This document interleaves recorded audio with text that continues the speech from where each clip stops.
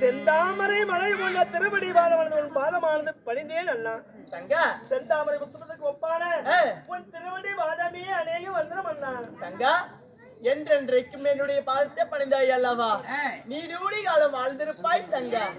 பாலார விந்தங்களை நான் பண்ணுபடியால் அப்பா பொட்டோடு புகழோடும் வாழ்வாய் அம்மா என் சகோதரி சிவராயா. ஆமா தங்கா. அண்ணா நான் ஒண்ணு கேட்கவா? எப்படிம்மா?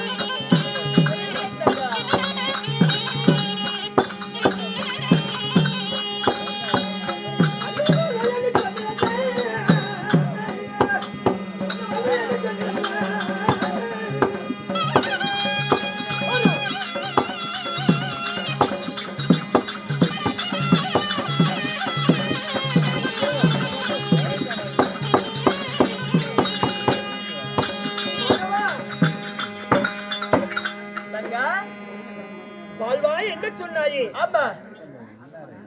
வந்தது ஒரு குறைவேடம் இதுதானா? வாழ்வாய் என்று சொன்ன வார்த்தைக்கு நான் வந்த குறைவேடம் இதுதானா அண்ணா?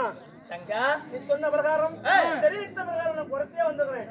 இந்த குறைவேடம் எப்படி என்ன இருக்கிறது? தங்கா ஆமா தங்கா மும்மூர்த்தி தேவர்களுக்கு இருக்கிறார்களே. யாரு யாரு?